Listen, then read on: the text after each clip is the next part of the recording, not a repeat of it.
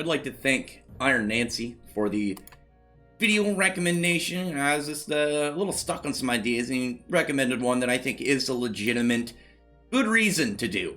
And I'll put a link in the description below if you want to go check out his channel. He also does fairy tale bit content, Eden Zero, and he's starting to get on the Black Clover hype train. So, anyway, as it were, recent 100 Years Quest chapters have opened up an annoying box of comments, and that is people thinking that Mirajane can actually defeat Gray. And there's so many reasons as to why that's not the case, and not only just the fact that Gray is all around stronger, but we'll talk more about like very small specifics. Well, we'll talk about the major specifics and some of the smaller ones on top of that. But so just looking into where this kind of all stems out of, we know that Gray went up against Scullion. They were, having a little bit of a back and forth.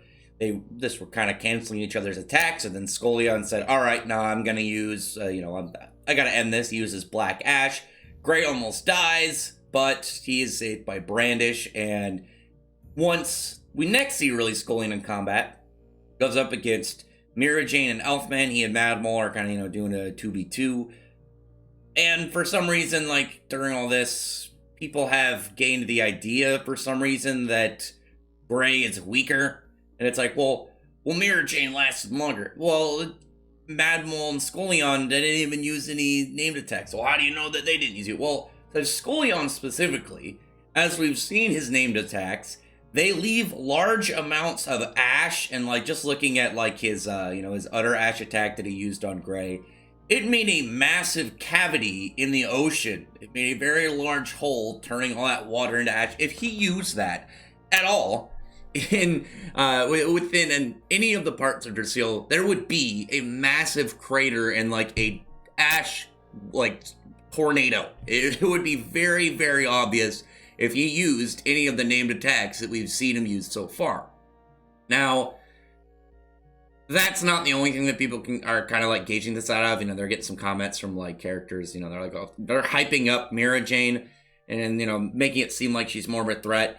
The thing is, though, is you gotta kind of take that more of, oh yeah, they have this image of Mirajane in their head, especially Gray and Kana, who have grown up with Mirajane the she-demon, very powerful character in their head.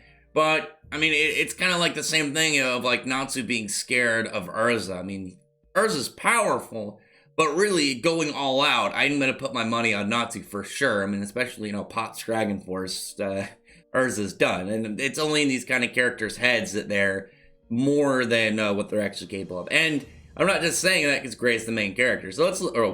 Gray is in the main cast, rather. I was going to say he is a main character, and then I was going to mix it up with he's in the main cast. That this words got fumbled and jumbled. Anyway, Gray has an all-around better arsenal. Mirajane, counting her canon forms, her canon combat forms, because you do have to count Citri and Halphys, Allegria.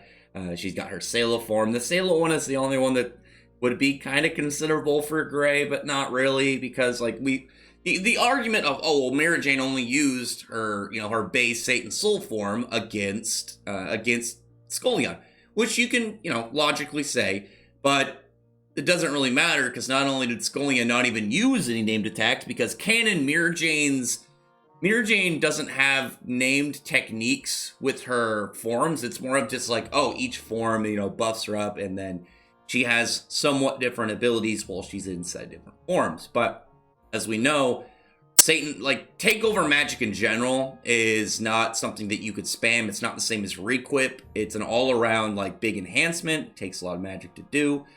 Not like the same kind of drain that we saw like way back in like Sirius Island and stuff. Mirajane is obviously a lot stronger. She's got a lot more forms, but it's not going to really matter, because all in all, in those forms, she's got like speed enhancements. She's got some various extra types of elemental attacks. Like when she's in her Citri form, she has the fire legs. She can apparently radiate energy enough while she's in her Allegria form to like start evaporating water nearby. It's impressive. And then obviously with the Sailor form, she has the ability to use Sayla's macros, which again, I can say that's a very useful ability. That's like the only thing in her kit that's really a like wild card look out for.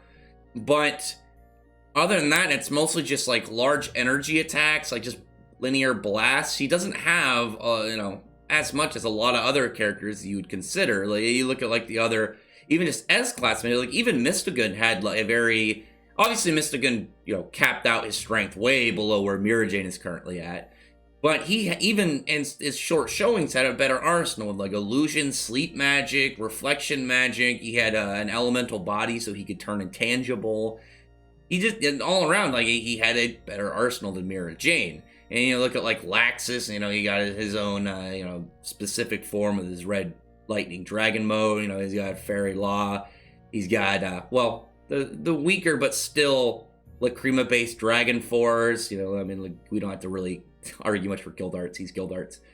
But when you look at it, Mirajane is powerful, but she lacks one obvious thing in when it comes to her kit, and that is the flexibility. And what does Gray have? Gray's magic is all flexibility. Maker magic is extremely flexible, and it's one of those powers where if you just kind of created some new technique on the fly, it works, because make magic is really you're shaping the element in your imagination. It's not like, oh, well, I made this specific weapon that has this specific like hacked power. It doesn't work like that. You're shaping it for various designs and various modes.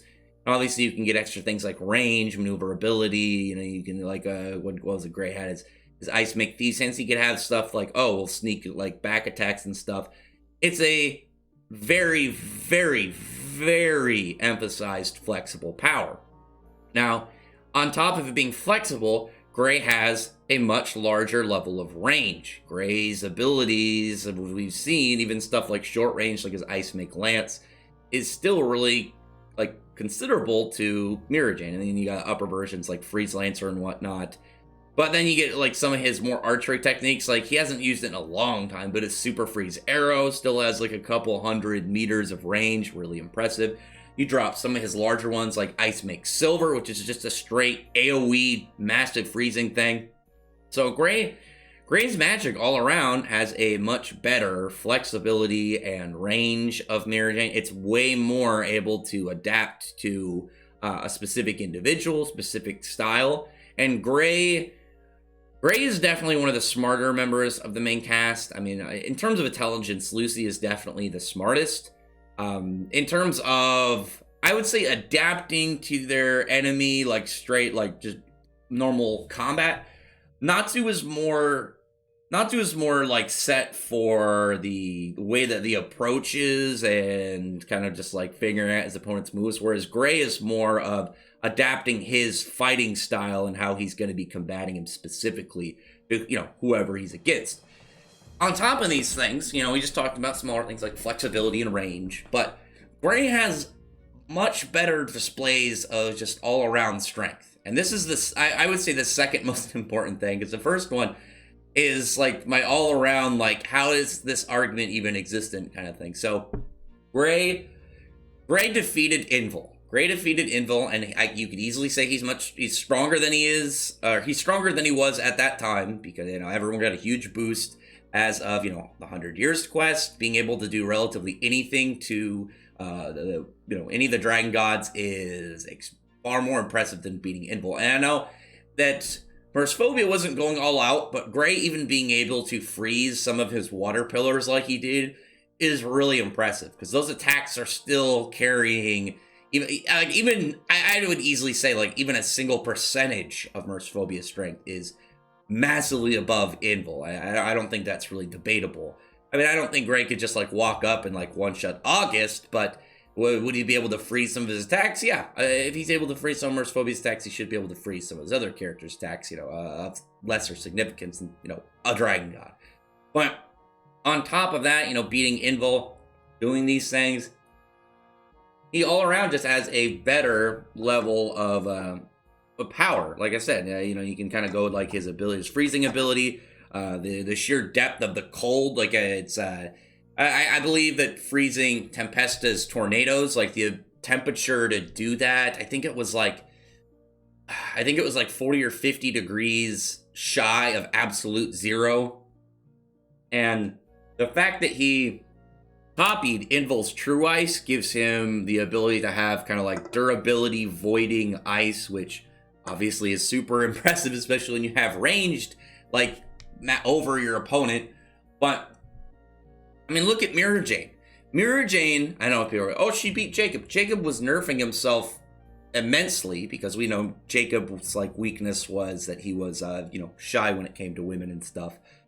But Mirajane, in an actual straight, fair, all out, her opponent's max strength and her max strength, she was able to defeat members of, Irene's little crew. But I don't think that a single, like any of the Spriggan kind of like commander characters, any of their like personal unit, I don't think even a single one of them can compete with a Spriggan, obviously. I mean, that would be kind of weird. But we know that Mirajane's all out and Gray's all out. Even at those times, we're much separated. I mean, Gray, like beating Invol versus beating, was it Juliet and Haynes? That's not even comparable. Not even comparable at all. But Gray, on top of these things, and then you could say, well, they're stronger now. Well, it doesn't matter because Mirajane hasn't displayed a level of strength that top anything that Gray's done. Like, again, Gray freezing one of Mersphobia's ice pillar, or one of his water pillars, turning into ice. But the largest thing that I think is commentable, the largest thing that should instantly end this conversation, Mirajane's magic, as we know, is a takeover magic. We've seen various takeover magics. Mirajane specifically is Satan's Soul. And we've seen with Satan's Soul, it's not just, oh, you take demonic powers, you actually have demonic traits. It is, as takeover, you are making your body, in that form of the creature whose soul you took in. So she's got, demon powers. Her powers are demon stemmed. Keep that in mind. What is Gray? A demon slayer. And what does demon slaying do? Primarily gives large buffs against demons, counteracts demons' ability. It does, does extra damage to demons while countering their abilities. I mean, look at Mardgeir. And I think it's the easiest example. When Gray and Natsu fought Mardgeir, they were not regularly near Mardgeir's level. Natsu was not strong enough to actually fight Mardgeir in reality, and neither was Gray. Obviously, Natsu got Dragon Force, but Dragon Force is a complete separate factor, because that was a massive increase that came from, him just going into a rage state. But Gray was able to counteract Mardgeir's abilities, and he, as we've seen, was able to damage him. And Natsu and Gray were relatively around the same level, but obviously Gray's attacks were able to do a lot more. And different to Dragon Slaying Magic, you can actually just damage a dragon because it doesn't fall under that whole magic resistance they have because you're using dragon powers. Demon Slaying actually has a straight counter to them. It, as we've seen, it's able to affect them. Like when we saw Gray channel Demon Slaying Magic through him for the first time against Doriat, and it canceled out his Law of Retrogression. And after that point, it did so much, it just straight one-shot him. Not even an attack, just the energy itself. So this whole encounter, it's never gonna really be a thing. And I know Mirajane is popular. She's got a cool design. She's a fun character. But as of the, I would say as of him becoming a demon slayer, that general strength boost he got, the fact that he got his power straight counters hers, and the fact that he is a main cast member, unless Mirajane pulls out some Bloodman takeover or something absurd that is gives her a massive boost beyond anything we would have actually been able to gauge, then I don't see how in any way she's going to be able to match up against Gray. Because not only is she not stronger now, not only does Gray have straight counters to all of her abilities, because again, it's she can use macro, and we've only seen macro really used against fodder for her, and Gray being a demon slayer should be able to counteract that. But Gray, like I said, is a main cast member. He's going to be gaining feats, showing displays of strength and improvement, growth, development at a much faster pace than Mirajane. I mean, really just think of like all Mira's fights, even including the ones that were from like the anime arcs that are canon. And you can even include scenes from like the movies or, you know, there's any spin-offs. It's not going to even level up to how much Gray has, even in the main story. Gray just has an all-around better display. He's an all-around better arsenal. He's got an all-around better ability. And he's going to have larger growths. Because especially everybody in the main cast, Gray's the one specifically that is trying to become stronger for a much more personal reason. You know, as we see like other characters that have got their own kind of things going on, there's like a general like, oh yeah, we want to get stronger to do things. Gray's is much more determined, we know, because he's this whole thing with Julia right now. But I mean, really, like Mirajane getting to be in this whole Drasil event in the first place was like, oh, cool, you're gonna get to finally do stuff after, you know, X amount of time, and that's probably all she's gonna get for who knows how many other years, unless she gets a spinoff or they, you know, give her. I mean, spinoff is really all I can think of. I really doubt she's gonna be added into the main cast for 100 Years Quest. I mean, anything can happen. We don't, you know, it's not like I can predict some of the crazy things Mishima is going to do. I can somewhat gauge based off of events that happen, but, you know, going far in the future, I can only theorize. But other than that, comment below. Tell me your thoughts are about this fight. Do you agree with me? I mean, there's probably going to be some Mirajane fans in the comments that, you know, are, oh, well, Gray said, you know, Gray made it seem like she was stronger. Again, I just went like almost 17 minutes into this video explaining why I don't agree with that. Just based off of straight canon existence of the series and displays and powers and whatnot. But anyway, yeah, other than that, comment below. I'd really appreciate if you thumbs up the video, friend the like button, and subscribe button, and check out my other videos. But that, I appreciate everyone who's already subscribed. I thank you all for listening. Bye.